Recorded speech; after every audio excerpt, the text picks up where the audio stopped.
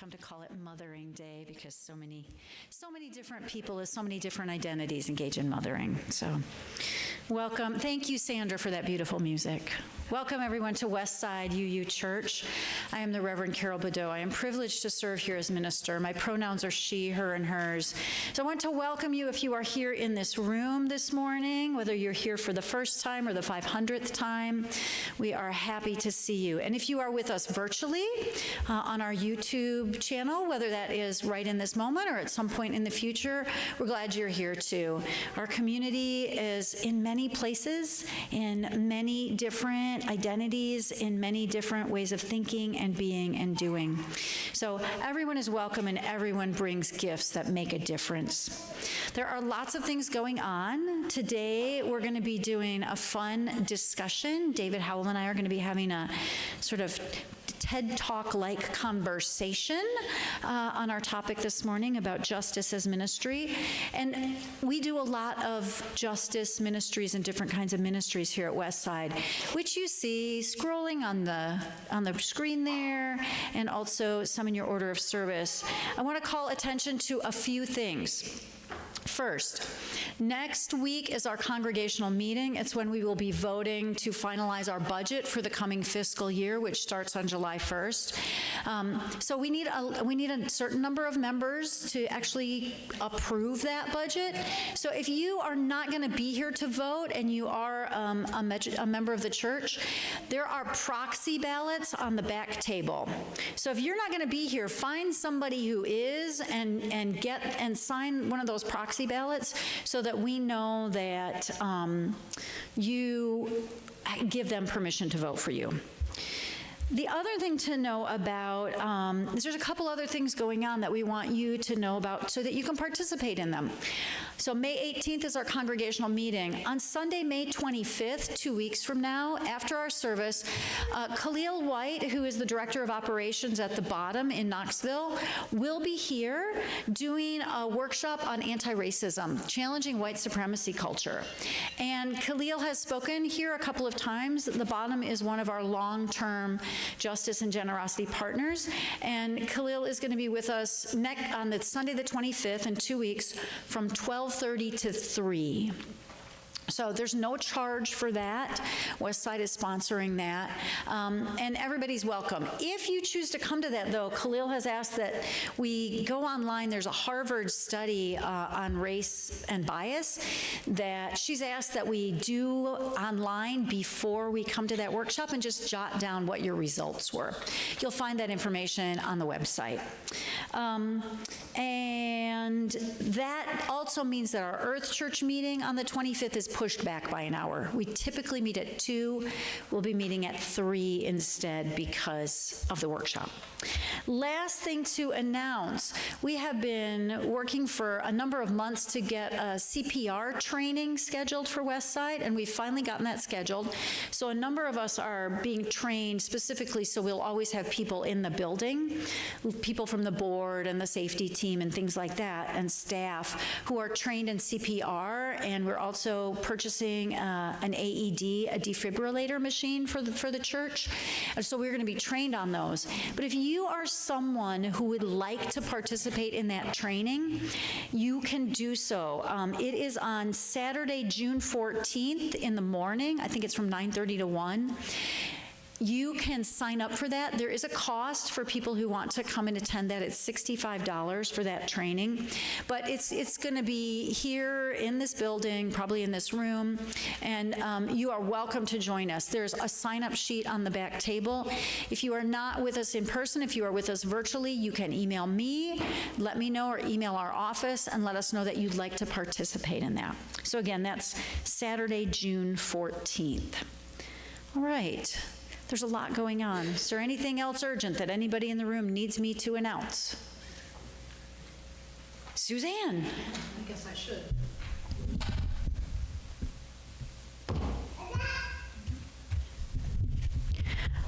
I'm one of the members of the endowment committee, and next Sunday we will be presenting recommendations from the endowment committee for spending the money that has come well, actually this year, but also some left previously. If you have something you would like us to consider, please, we need to know immediately, because we have to meet, at least we're going to meet online, to talk about what people have suggested. If you have any questions about it, talk to Mary Frances or me after the service. Yeah, thank you. Thanks, Suzanne. Yeah, this is a relatively new standard protocol that we're doing, so thanks to the endowment team for working on that. So now in a moment, I'm going to invite our bowl to sound this morning, and I want to invite you to take a couple deep breaths. Today, we are talking about the intersection of things that we often separate in UU. Well, not really so much in UU congregations, but in our world at large. Justice, or the political sphere, or the social sphere, and spirituality, or personal self-awareness, philosophies, and growth. So just take a few deep breaths, and as the bowl sounds, I invite you to find in yourself that place where you feel motivated to build a better world, because it is our personal motivation to build a better world that leads us to action in the social sphere. So just a few deep breaths as the bowl sounds to become aware of where that is for you.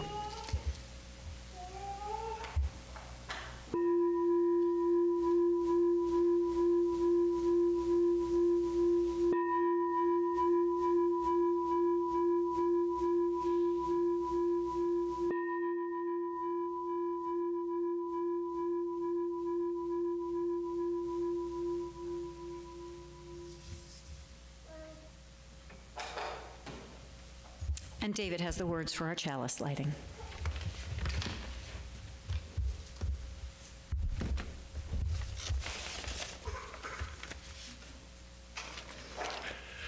I always look for something to read for the chalice, which may be new to you.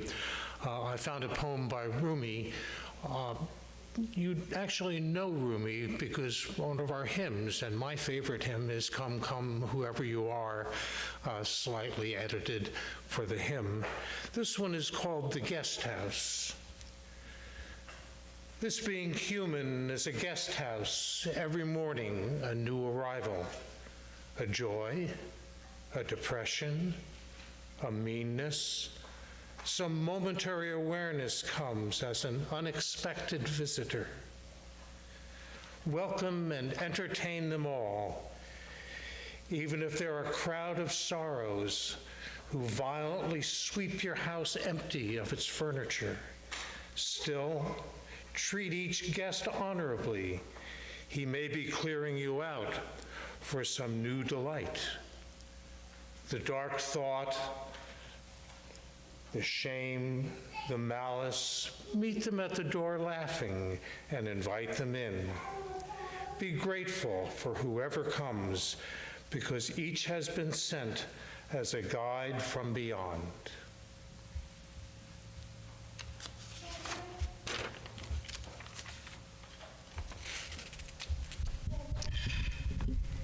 So we're going to also light a couple of candles this morning, our community candles. I'm going to light them in just a moment. In response to the world, we light these candles every week as a way to honor both the beautiful joys and celebratory things happening in our world, and also the challenges, the difficulties, the struggles. This week we're focusing specifically on mothering, nurturing, caregiving, the act that is mothering, which can be done by people from all sorts of different identities.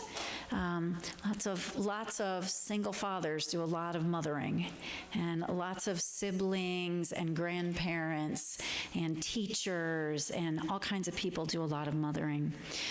So I'm going to light the candle of joy just to celebrate the way that mothering presents itself in our world and in our lives.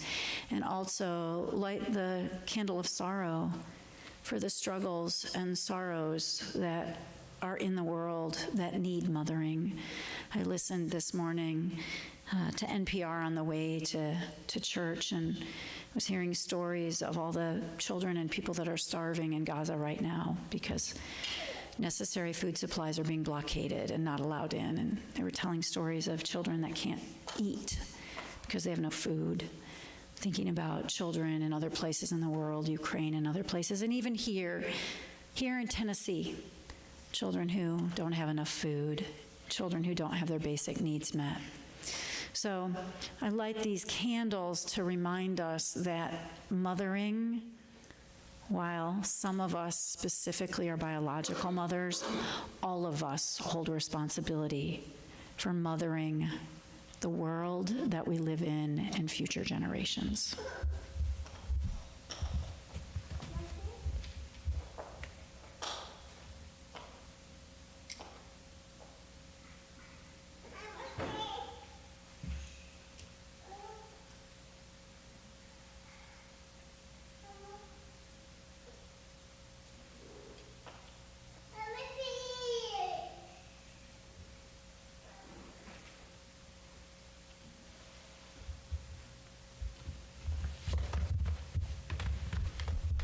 We'll see if that sorrow candle stays lit or if we have to work harder to get it to light. We're going to sing a song. Now, this is going to be a really interesting and unique way we're going to do this. So I'm going to invite the choir to stand up and stand sort of towards the back of you all. We actually have a very special musical piece this morning. This is a piece that was created by Judy Winchester's daughter, Christine. We have a video that Christine is allowing us to play. The words are, it's called Till Justice Comes. The words are in the video, so we're going to watch the video and sing along with it. And the choir has been practicing. So the choir, if you would just stand around the back where you can see wherever you feel like standing, where you can sing loudly, don't stand all together, spread yourselves out, where you can see the words and kind of encourage the singing. It's a pretty catchy tune, y'all, so just join in as you're willing and able. You don't have to stand up, you can sit right where you are, and we're gonna sing Christine's song, Till Justice Comes, and I'm gonna make that candle work while we do it.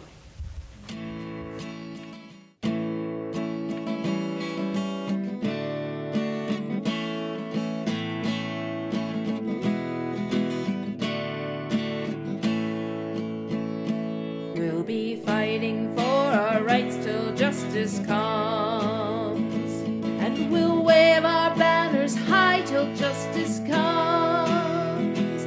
We'll keep marching in the street, and we won't accept defeat.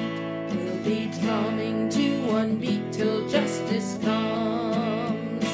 Justice comes, justice comes. We'll keep fighting for our rights till justice comes.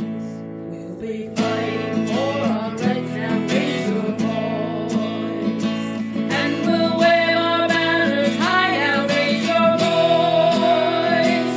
We'll keep marching in the street, and we won't accept defeat. We'll be drumming to one beat. Now raise your voice. Raise your voice. Raise your voice. We'll be fighting for our rights. Now raise your voice. We'll be fighting for our rights so all can vote. And we'll wave our banners high so all can vote. We'll keep marching in the street, and we won't accept defeat. We'll be drumming to one beat so all can vote. All can vote. All can vote. We'll be fighting for our rights so all can vote. We'll be fighting for our rights and peace will come. And we'll wave our banners high and peace will come. We'll keep marching in the street, and we won't accept defeat. We'll be drumming to one beat, and peace will come. Peace will come. Peace will come. We'll be fighting for our rights, and peace will come. We'll be fighting for our rights, 'cause love prevails.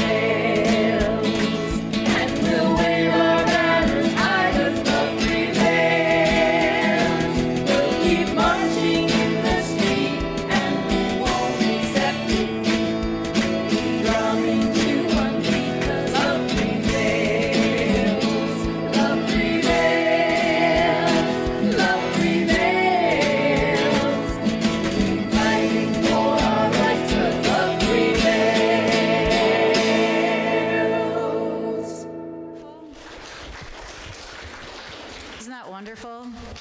Big thanks to Christine for doing that. So I'm going to explain what we're going to be doing next this morning. It's a little bit different. So Westside, justice has been important to Westside since its beginnings. And we have, as a congregation, been striving to become a little bit more consistent and a little bit more impactful in our justice work as a congregation. So you know, some of the things we've done is we've changed from just share the plate partners to very long-term justice and generosity partnerships that are long-term, multi-year. We have been doing anti-racism work, of course, lately. And we've also become involved in TUCAN, which is the Tennessee UU Community Action Network. So there's a bunch of things we're doing as a congregation to try to become more consistently active and really constructive in the ways we're doing justice. We had a little bit of a lag. When COVID hit, you know, a lot of the kind of collective actions we were doing sort of faded. So the other thing that's happened is our society has changed in the way we do justice, right? It's a much more virtual reality than it ever was before. So now justice work looks a little different. We've had changes in our congregation and changes in our society as a whole in what the needs are for justice work.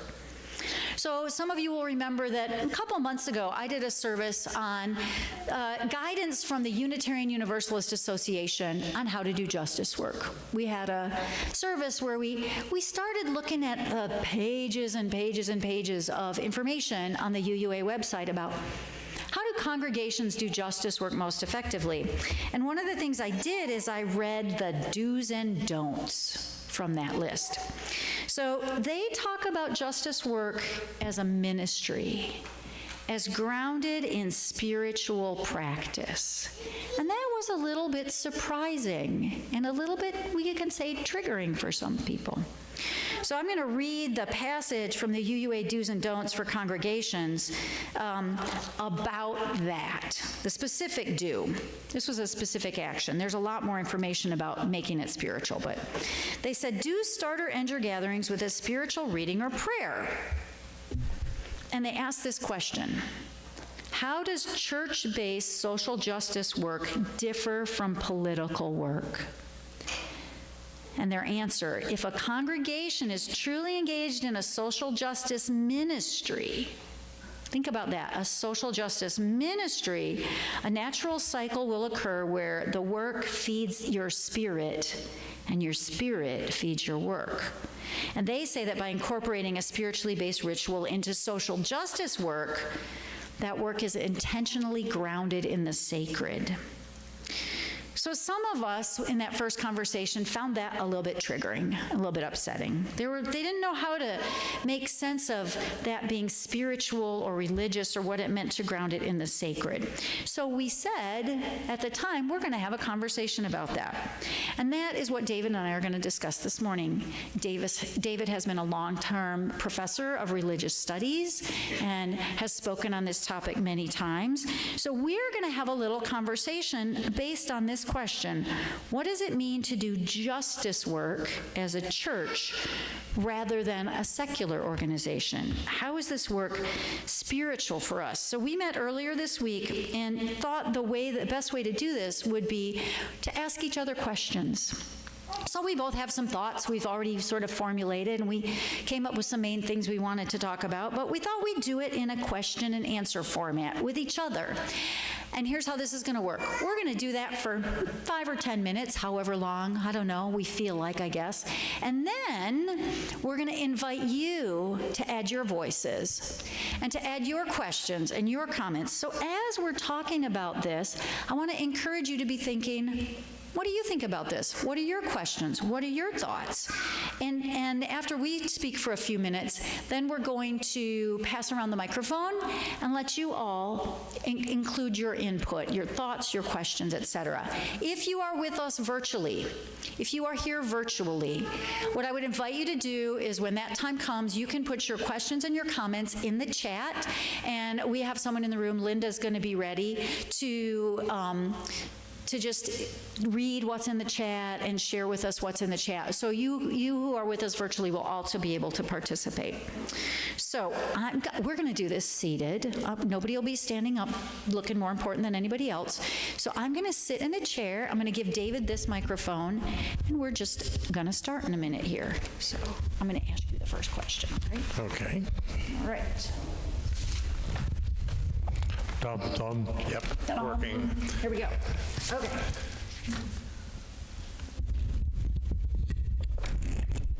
This is so weird. It's like talk show television. Okay. So the first question we start with that we talked about starting with is that I would ask David this question. David, what do you think justice means? How do we define a just society?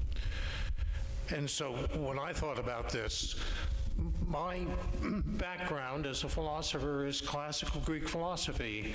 And one of the things in that is that there are primary virtues that people have: courage, temperance, wisdom, but also justice.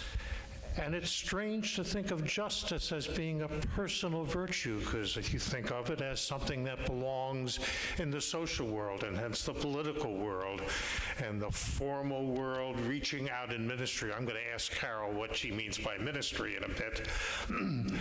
So what it means to me is each person finding their proper place, and it means you must have a community in which there is a proper place for everyone.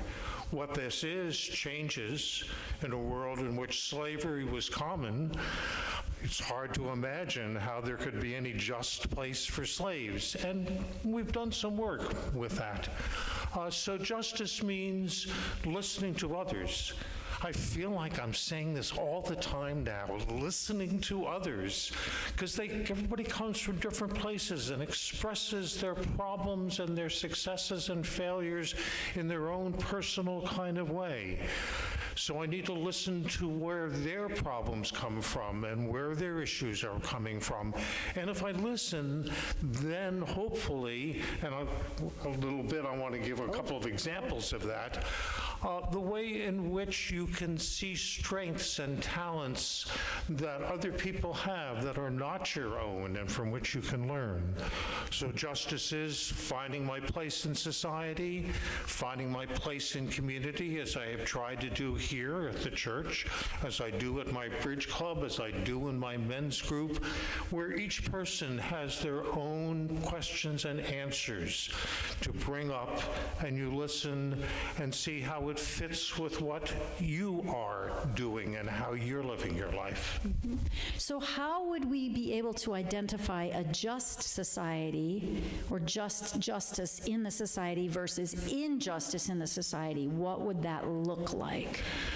Yes, Carol gave to me, as she said, the official position of the UUA, and I must say I wasn't terribly happy with it because it seemed too philosophically, theologically oriented, and that's not the way most people operate, after all. But the author uses the phrase personal stories. Everyone has a personal story, or two, or three, or four. And I thought the best way to answer that question was to tell you two of my personal stories, which are justice issues. The first comes from when I was a teenager, and each summer I would drive a truck, so I had the money to pay for college the next year, because my father didn't have a lot of money, and if I was going to go to college, I had to figure out a way to pay for it myself. And so I joined the Teamsters because this was a company that had a Teamster organization, and now people were operating in that way. And these were not literally theological technologically sophisticated people. And amazingly, to myself, obnoxious teenager that I was, I actually managed to listen to them. I listened to them partly because I had been a little kid at this place. I was now driving a truck, and they remembered me as a little kid, and they knew me as the adults that they had already been. And I learned what it was like to be a truck driver back before unions existed, and how incredibly hard and difficult it was. You got hurt, that's tough. You continued working, because if you didn't continue working, the company would likely find somebody else to take your job and do it for you. And I kept my Teamster card for a lot of years after that, because the Teamsters organization was one that was concerned with their side of justice and how it is that working people who had almost no power at all now had a way of expressing it. And I discovered that some of these people, none of whom had gone to college, were very thoughtful. The company spokesman here, the spokesman for the Teamsters organization there, was a really bright and thoughtful person, and I listened to what he had to say and what he thought needed to be done. And one summer I was late in getting my membership renewed, and he said to my father, well, Dave can't come to work because he hasn't renewed his Teamster membership.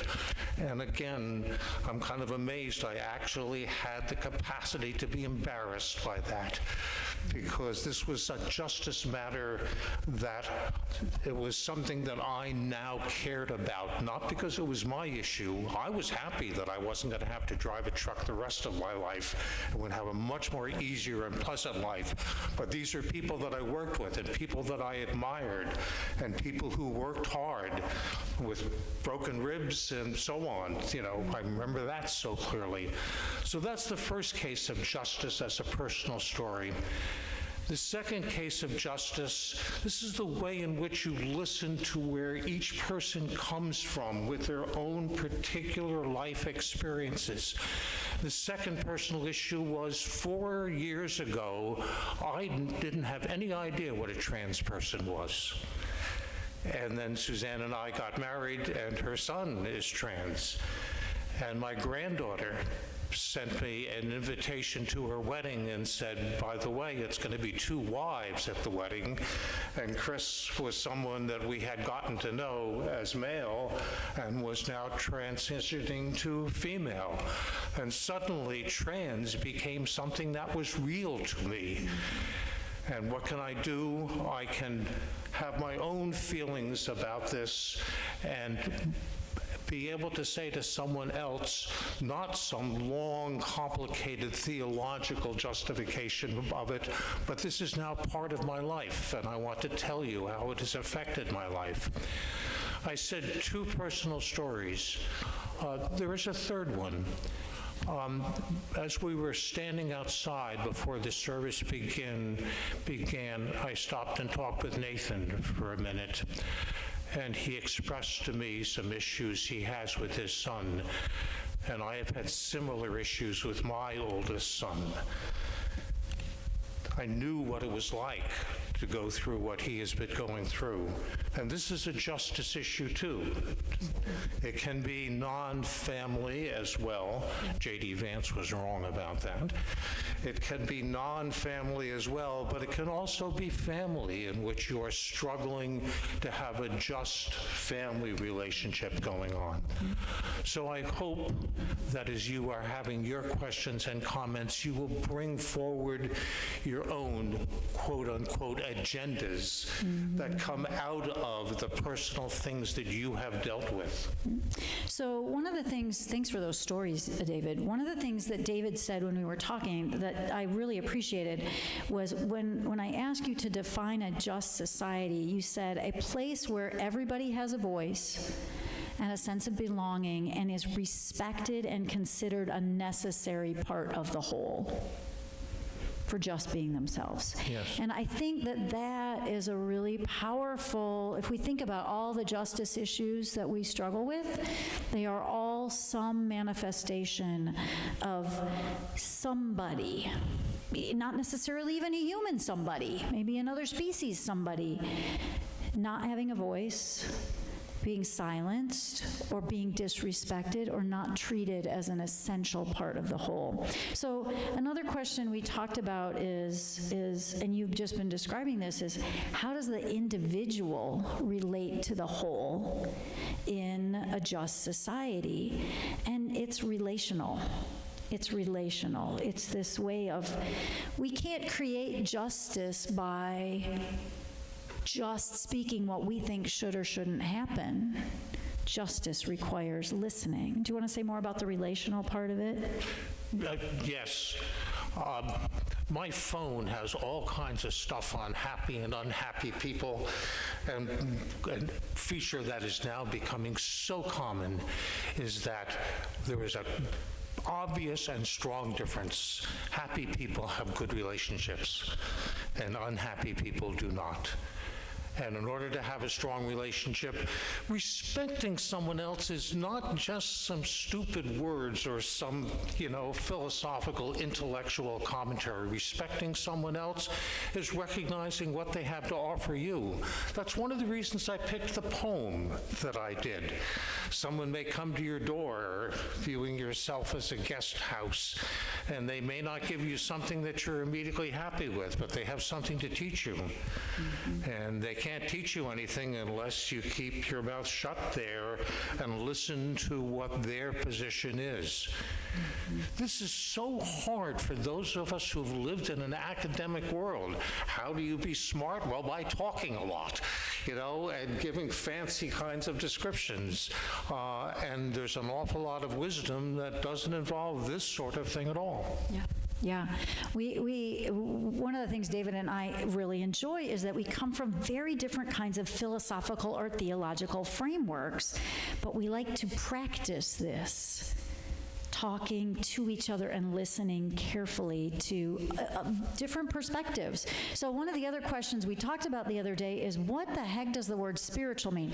So if we can define justice as everybody having a voice and a place and being respected and treated equally, what does a spiritual framework for that mean? And we come in UU congregations from many very different locations, theologically and philosophically. Some of us are very mystical, others of us are very rational. Some of us are adherents to particular religious traditions. There are Christian UUs, there are Buddhist UUs, there are pagan UUs.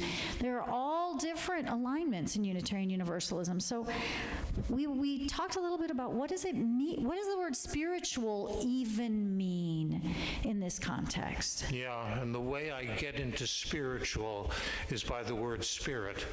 I do believe that I have an essential spirit that is constantly changing and constantly growing, and the reference to the previous thing is one way in which it's to grow is by forming some kind of relationship with someone who has a different idea, a different thought, a different practice of what their spirit means. I don't think my spirit is anything that existed before I was born or will continue to exist after I die, except in those people, particularly my children and my grandchildren, but also other people in which something about my spirit has been communicated between us. So I don't have to have a theological belief about the eternal spirit, and in particular, I don't have to have and do not have a belief that one's spirit is something that is eternal and has always been there and will always be the same. Indeed, I really rather strongly reject that. If there is one important job in life for myself, as far as I'm concerned, it's to continue to listen and grow and change. And my spirit, as I begin to find some different part of it, is something that I'm constantly in the process of changing. But when I'm dead, it will be dead, except insofar as some of that has been communicated to someone else. And I do think that is a justice matter. And so for some of us some of us are more mystical and do have a sense of the spirit existing outside of this particular life. That still works just great with what David's describing as his understanding of it, because what I hear in that is there is something essential in us, something that is qualitative rather than quantitative, which is in us and of us, but is expressed in all kinds of different ways. And it is that essentialness, which is evolving and changing and growing and alive, that informs. So when the UUA says, when they say, your action informs your spirit and your spirit informs your action, that works for either way we look at it, regardless of what we define as the parameters of spirit. I think the agreement that it is something essential, the essential qualities that are with us that are qualitative. So in other words, what I hear in this is our denomination saying to us basically what David is saying, which is justice work is not unidirectional. It is not action we do to force change externally. It is relational. That when we are doing justice work, when we are trying to build a world of greater justice, it is a relational activity. So one of the things we talked about was, for example, when you're doing work, let's say we're going to do anti-racism work in the world, it's not the kind of work where you just go out and tell people what you're going to do. It's a work where you ask, what do you think needs to be done? How are you able to help with this? What are you asking? What is the need that you have? It's a dialectic, mutualistic, relational kind of thing. The notion of respecting others is really powerful here. One of the reasons I told you the story about the truck drivers when I was a teenager is they actually respected me. I was a stupid kid, but they did, because I listened to them and learned from them, and I surely respected them because they worked hard and they remembered what it was like to work hard at a really difficult and unjust kind of economic situation. Mm-hmm. And so respecting others isn't just words, and it isn't understood by talking about it a lot. It's understood by the way in which you actually relate to other people. Mm-hmm. I mean, I look at different people here that I've gotten to know some, and it's the way in which you have come to me and the way in which I've come to you, that respect is found. Mm-hmm. And because I'm a philosopher and I talk a lot, I can talk about it, but it's the doing, mm-hmm. and that's justice work. Yeah. So I want to ask you a question here. Absolutely. I don't think of what I'm doing as a ministry, and you are, among other things, a minister, and thank God I don't have your job, because it could be so difficult to do. What is your notion of ministry? So we talked about this a little bit, and what I think I said, I don't know if I'll get the words exactly the same, but for me, so a minister, you can use the noun, a minister. Someone can be a minister, but I prefer to think of the verb to minister, which everyone in this room and everyone watching us on YouTube can and always is doing. Everything relational can and in some way often is a ministry. To minister is to care for, to tend to. And what I said about being a minister is, in my perspective, to minister is to create an environment and to foster and to cultivate and nurture the best qualities, the essential qualities of any other being into their fullest optimal flowering. So it is to, regardless of who a person is or what a circumstance is or what the plant's trying to grow, to minister to it is to tend and nurture it in a way so as to foster its optimal expression of its most beneficial, beautiful, essential qualities. That's what it means to me. I think I used the word midwifery. It's a kind of midwifery. That's a really nice metaphor. It's a kind of midwifery. Yeah. Yeah, Carol and I talked about, Carol was a teacher, of course, before she became, moved into the Unitarian, and the way in which she taught was the way in which I taught, which was to sit up on the table and just kind of try to bring out the stuff in the students that they had, but they didn't know how to talk about. And in class, that's what you do, is talk. It is so nice to talk with Carol, because by spirit and spiritual, we mean very, very different things, but there is a commonality there, finally. And the commonality is that it is in the heart of both of us. Although when we look, we often find different things and respond to different things, and then we talk together and we understand, I think, how each other now brings out stuff in us that we didn't know was there, and that's the best kind of ministry that I know of. Yeah.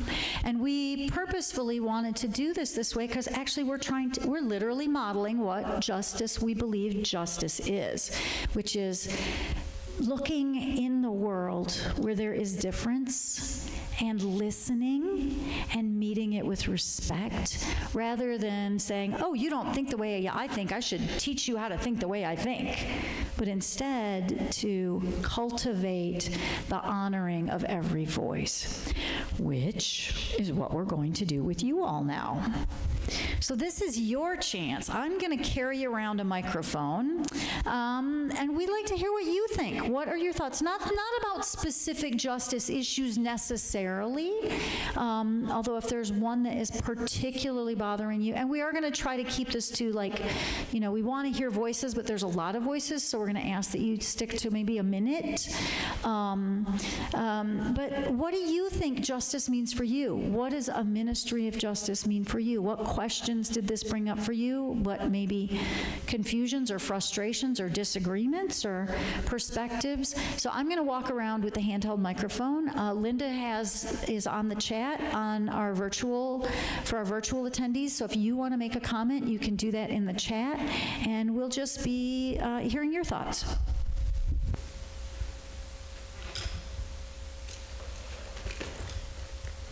Yetta has her hand up there. All right. On my way.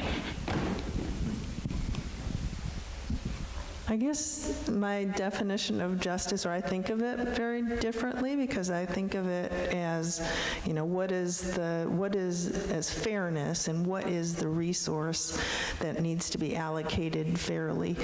And I'm not really sure what the resource is. It may be attention of the person listening to you or something, but the way I typically think of it is more like economic resources, and making sure those are distributed in a fair way according to effort and whatever, and also access to protection under the law being fair, so legally, legal fairness. So those are the two aspects that I think of as justice, and it's more of a community or broader community concept, and not so much of an interpersonal concept. So that was like a difference to me. Get a quick response to that.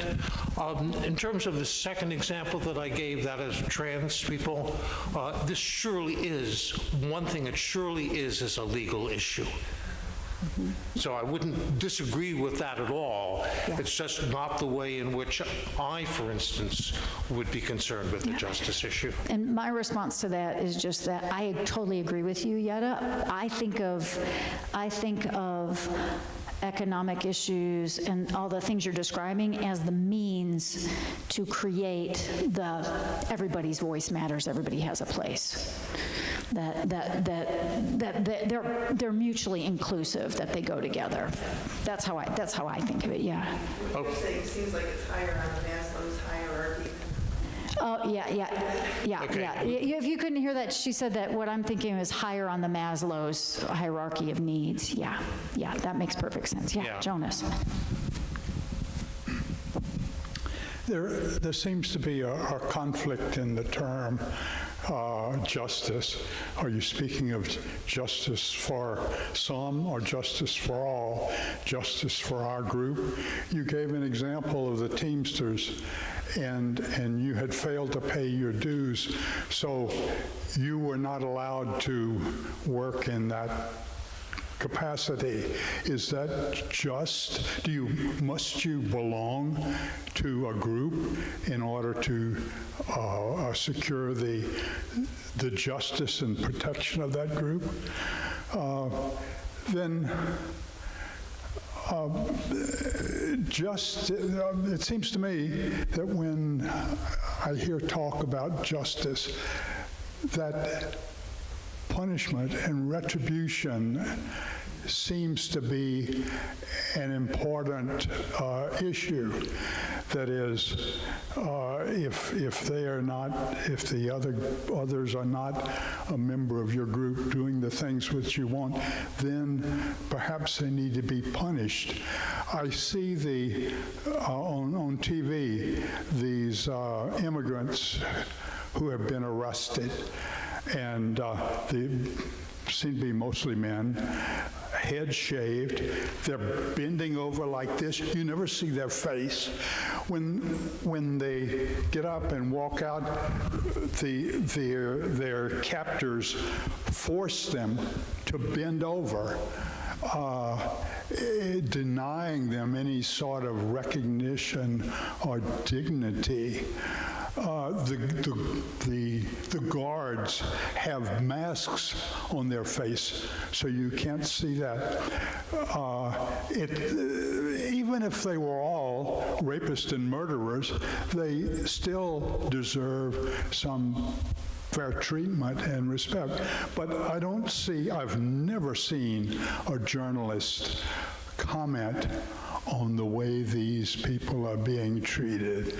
So this is kind of the dark side of what is talked about as justice. I'd like to respond to the first part of that. I think there are lots of ways of dealing with a justice issue, which is a right-to-work issue, and how far you have to be a member of some organization, like a union, for instance. And I'd be happy to talk about that with you whenever you wish to do so. What I remember is that I was embarrassed because I had made a kind of promise here, okay? I get the opportunity to go to college because I'm working in something that you paid a lot to be able to create and to set up, and I just didn't do my part there. I just didn't do my part, and I was embarrassed by that. What the legal solution is, I'm not sure, and I think it varies from case to case. The second thing that you talked about, I too noted what I thought was a very deliberate attempt of making people bow over so you couldn't see their faces. There was a dehumanization, which I think was probably very deliberate to enable us to be able to form judgments on there. I don't know what to do with punishment. I'm just not a punishment person myself, so I don't think about that very much. The word in David's definition that I really appreciated when we talked about this, he talked about respect. So back to what you were saying, yet I really appreciate what you were saying about economic resources, legal, right?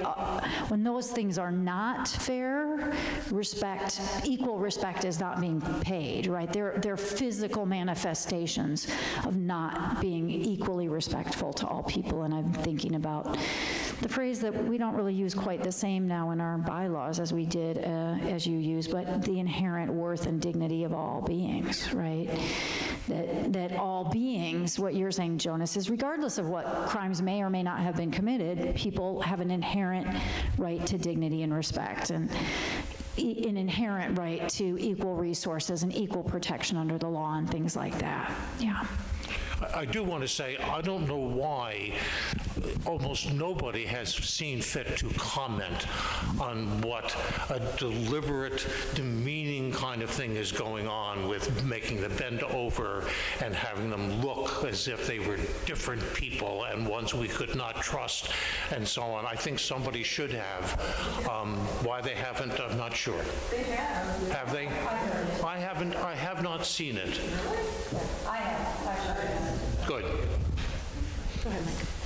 We really opened up, I won't say a bag of worms, but a huge topic the situation was described about the treatment of prisoners. That's not this country. That's another country. And yes, maybe that was shown video-wise as an example, but our prisoners are not treated like that. But I think this word justice is interesting because as I heard the discussion, which is so real between the two of you for the jobs and your experience and so forth, we're in a world that every country is different. Your situation of your family, of the trans or of the gay, that's not the way people are talking over in the Middle East and Iran. They throw people off of buildings. So they need to be having a discussion like this, and I don't know if that'll ever happen. So this is a great opportunity to hear a great time, which is now. I see justice as very positive to that. But on the other hand, I see the term justice as, like the Department of Justice, legal. You mentioned the legal aspect of things. Without some legality and rules and people behaving as a good or a bad, you have to have laws. And without laws to be followed, and without laws that are not followed with repercussions, you don't have this kind of discussion here. You can have an internal discussion of justice that you believe should be done, but unless it's uniformly throughout the society, either written by a law or a group decision or our democracy, that's a problem. So that's why I went up by saying this is a very large topic and a lot of definitions. Yeah. And I just remember the first time I was up talking about love, sort of to introduce myself. The word love has got a lot of different definitions. So this is great that we're talking about it. And it is an individual thing for the just of the personal thing and family situation or problems.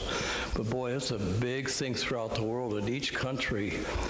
Just to go back just a little bit of history, and I'm not a historian, Venezuela just 2 years ago was a mess. And I'm sorry, what was a mess? Venezuela, the country, was a mess. Yeah. And then now we have a lot of the people that we're hearing stories about in this country who are some of those people deported in that. And now it's a livable country, according to the news. I don't know. But yeah, I talk too much. Yeah. So Go ahead. So one of the things that I think it's important to bring out in this is that we do not live in a linear reality. We live in a multifaceted, people have different perspectives. You're looking at things from different angles. And so one of the things that David said that I thought was really interesting when we were talking was that justice, we often think of it as sort of a set thing. This is just, it's always just, and that's justice is like as if it's always a set in stone thing. But in fact, our sense of justice evolves and changes over time, right? So people have different ideas of what is just, and we're constantly evolving that idea, constantly, as human beings and thinkers and people engaging in relationships. There are certain core ideas that are like equity, compassion, right? Some of these values, but what they look like in expression is something we're always working on and is constantly changing. Were you going to say something else, David? I was just going to say, you're of course right, this is an enormous topic. Yeah. And I guess what I wanted to talk about was not so much what we did, but how we do it. And I really do think that's important. If you do it in a certain way, then what you do kind of follows from that. It doesn't all get solved, but a lot of things then just get ruled out. Mm-hmm. I'm looking around. Jerry? I was a little confused about the idea of justice as how you exist in a community and how you relate to the community. And I'm reminding of a couple of aphorisms. one of which it's useless for sheep to make resolutions in favor of vegetarianism as long as wolves are of a different persuasion. And the other is that, you have the freedom to swing your arms, but your freedom to swing your arm ends in the vicinity of my nose. And so those are kind of illustrate that there are people in the world who believe that they have the right to dominate other people. And that's how they live in the world. That is their sense of justice, is that they should always win, that they should have the power to cram their views or their throat or their fist down your throat. And for most people, that's not justice. That's not just that there are people or organizations that want to dominate. So I think generally we, as Unitarian Universalists, think that that's not fair, and we think justice involves fairness in how people interact with each other, and that people should respect one another and hear one another speak and listen and try to work things out. But we have to face the reality that there are people who believe that justice means I dominate you. Yeah. You really pushed a button of mine there. Ooh, goody. I want to apologize ahead of time. In Plato's Republic, one of the early positions given is by Thrasymachus, in which he says, justice is just the interest of the most powerful. Exactly the kind of people you are describing. Justice is what the most powerful are able to get. And Socrates' response to that is, well, they don't really benefit from this very often. And I try to think about how they don't benefit, and the way they don't benefit is that they never learn anything. They're stuck in one place. That's why I picked the poem I did. I like that so much. To greet joyously whoever happens to come to your door, even when you think they are bringing something that you don't want at all. How do you deal with powerful people? I can't begin to imagine how I could solve that kind of problem, although I know some people do seem to deal with it better than others, as difficult as it is. But the idea that, so can I respect them, those who just think that justice is simply the interest of the most powerful, what the most powerful want?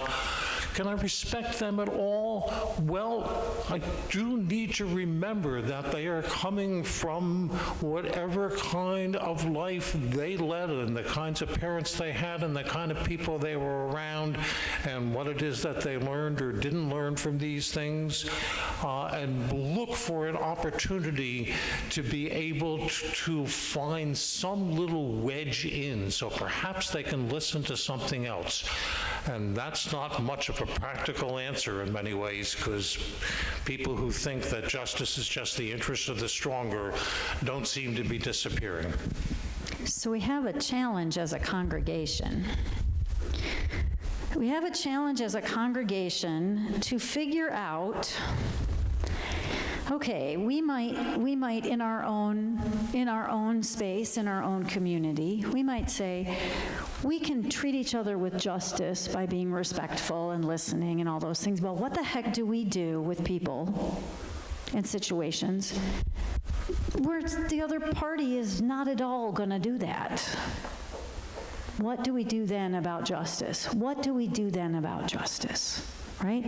If we can agree that a just society is one where someone who is trans is treated equally with equal respect as someone who is not, where someone who is a person of color or is in a different economic situation or has a different religious view than I have, if we can agree that all those people, all those beings should be treated with equal respect, because if we really look at it, what are we doing when we say we're doing justice work? We're trying to balance those scales. We're trying to bring economic justice. We're trying to bring equity. We're trying to bring those things into balance. And there are people who don't think that's a good idea. What do we do? So we're not going to solve that problem today. Surprise! But I do think it is important that we ask, what is the fundamental goal of justice work, which is really what we're talking about. Because it can be really easy to get caught up in our own dogma and forget that what we're trying to create is respect. And what happens is sometimes we get so busy trying to do something a certain way that we forget to do it respectfully when we're trying to create respect.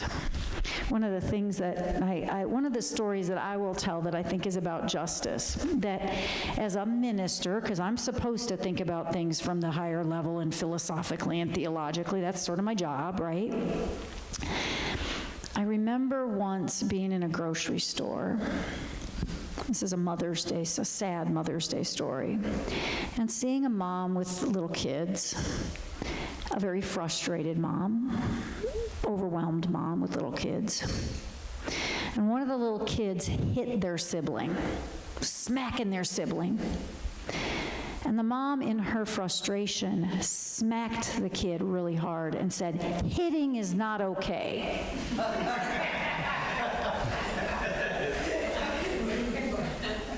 We've all done or seen something like that. How many of us have shouted, "Stop shouting at your brother"? Right? How many of us have taken an action to try to stop someone else's action mirroring the very thing we are telling them not to do?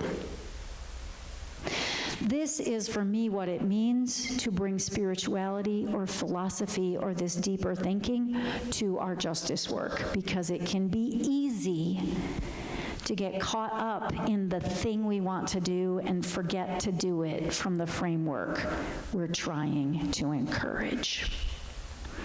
So I can't remember exactly what the date is, but we're going to talk more about specific guidance from the UUA on how congregations can organize to do justice. Because let me ask you this. Do you suppose that in this congregation we have more than one justice passion that we are concerned about? Probably. And do we have the resources to work on all of them? Probably not. So how do we decide in a just way? And how do we decide what resources we have to use? These are things that we can talk about. So this is really not meant to be the end of the conversation. It's meant to be the beginning of the conversation. Do we have any virtual? Linda, was there anybody virtually? Okay. So we are going to have more conversations about this, and I invite you to be thinking about it. I'm going to tell you a few things that are going on and what we're doing right now. So first, if you are interested in helping shape this conversation, we need more people on our justice and generosity team. We need more people who are willing to help shape this conversation for the congregation. That has been happening primarily at the staff level and the board level, but we'd like to have more voices. So if you are willing to be part of a conversation about where we should be putting our energy and how to do it most effectively, please talk to me. One of the things we're doing in this vein is changing the way we do some things in our newsletter. This is a justice and generosity issue. It's kind of a voices issue. So you're used to seeing, if you read the newsletter, which I think we can pretty much, many of us say, I don't make it that far down the newsletter. But I'm going to encourage you to start reading more of the newsletter, because we're changing our blogs to something we're going to call West Side Stories. And it's going to be yeah, that's the old newsletter title. So the old newsletter title used to be West Side Stories. And West Side Stories is going to be your voices, speaking about the things you care about in the congregation. So please be looking for that. And finally, we make financial contributions on an ongoing basis to various organizations. So if you would like to support West Side financially, you can do that online. There's a QR code. You can do that in this room. There are boxes at the back of the room where you can make a contribution to the congregation as a whole. or to our specific partner right now. So the partner for the spring, for this last quarter of the year, so that's April, May, and June, is Knox Pride. And you can make a donation directly to us. You want all of it to go to Knox Pride, or if you make an undesignated cash contribution, a portion of that will go to Knox Pride during those months. I want to let you know about some activities, some very practical activities related to Pride. Pride Month is June, that you can participate in. So, Pride Fest, the Knox Pride Fest used to be in June. They've moved it to the fall every year. So just save the date. Friday, October 3rd and Saturday, October 4th is the regular big Knox Pride Fest. South Knox Pride is having their Pride Fest on June 21st. So save the date. And now there's West Knox Pride as well, which is June 28th. And we will be having our Pride celebration on June 22nd. So those are things that you can be participating in. If you want to help create our June 22nd Pride event here at Westside, please let me know, because we'll be doing it as part of the service, and then, so it'll sort of be like a short service going into our Pride activities on June 22nd. There are all kinds of ways that we are already engaging in doing the work of making our world a place where more people are treated equally, where resources are distributed equally, and where everyone is treated with equal respect, including not just humans, but all kinds of other species as well. Any last thoughts, David? Yeah, I wanted to say something else to Jerry. He's back in here. I think I agree with you, Jerry, that a maldistribution of power is a dangerous thing and often a destructive thing. But to just redistribute power is a really risky business, because you tend to get people to believe, oh, that's the solution. If I just have some more power, I can make things better. And I think it's crucial and I think it's necessary, but it's also dangerous. So in the true fashion that is Unitarian Universalism, the conversation will never be done. It will never be done. This is an evolving work. We live it together. So I'm going to invite you to rise and stand with us. If you feel like joining hands, some of us love joining hands and some of us hate it. So if you want to join hands with a neighbor, feel free to do so. And I'll go this way. And if you want to hold your own hands, by all means, hold your own hands, because your own hand holding is perfectly good. We are not a huge congregation. Look around the room. Take a minute to just look around the room. I guarantee you that you could pick any other person in this room and have a conversation about this topic, and you would hear things that you were like, I don't think about it that way. That's different than I think about it. This is a good thing. Our strength comes from our diversity and our capacity to create new and transformative things out of our individual perspectives. So I hope that you can go into this afternoon with your families or wherever you're going today, into this week and into the world, ready to make new justice, make new possibilities out of all the ingredients that are this incredible and diverse world. So go in peace, go in passion. Have a great week, everyone.